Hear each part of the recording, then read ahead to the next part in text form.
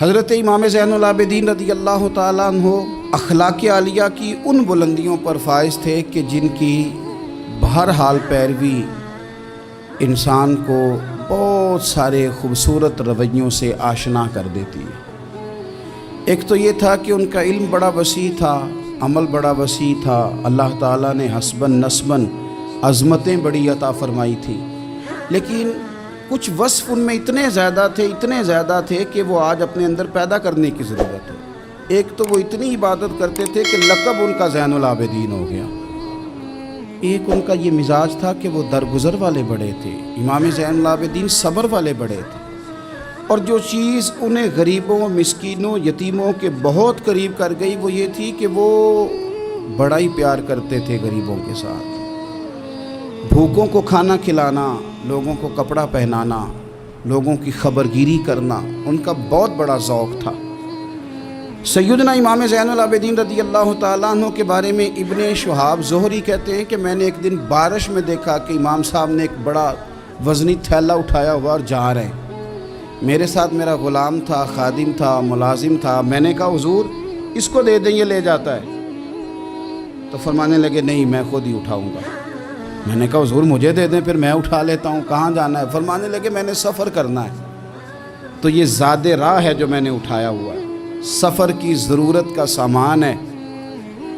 کہتے میں سمجھا کہیں دور سفر پہ جا رہے ہیں، پر صبح نماز میں میری ملاقات ہو گئی، تو میں نے کہا حضور آپ گئے نہیں، آپ تو رات سفر پہ جا رہے تھے۔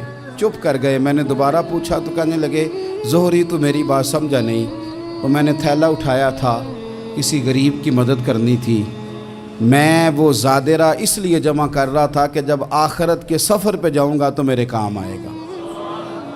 100 گھر تھے مدینہ منورہ میں، 100 گھرانے جن کے گھر میں 3 وقت کا کھانا پہنچتا تھا، ان کے بچوں کے ان کے لیے کپڑے پہنچتے تھے، ضروریات کا سارا سامان پہنچتا تھا، لیکن ان 100 گھروں کو پتہ نہیں تھا کہ کہاں سے آتا ہے، نہیں پتہ تھا۔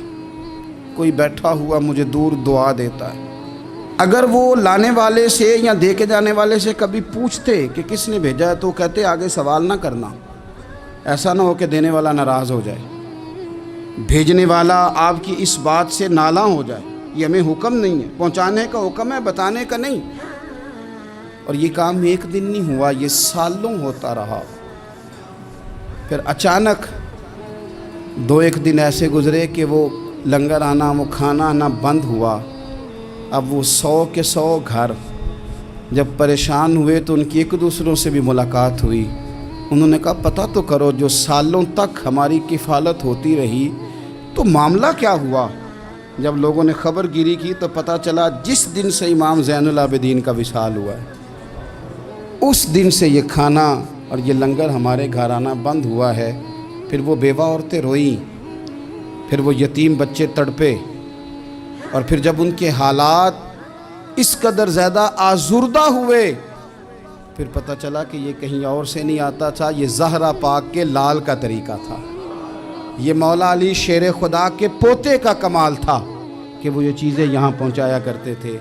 بھائیو، امام زین العابدین رضی اللہ تعالیٰ عنہ کی یہ غریب پروری ہمیں بتاتی ہے کہ اگر تم لوگوں کے آنسو پوچھو گے نا تو پھر تمہارے جانے کے بعد جب لوگ ہاتھ اٹھائیں گے تو آنسوؤں سمیت اٹھائیں گے، پھر تمہارے لیے درد کے ساتھ دنیا دعا کرے گی، اور ایسی دعا کرے گی جن کی برکت سے خدا کا فضل نازل ہوگا۔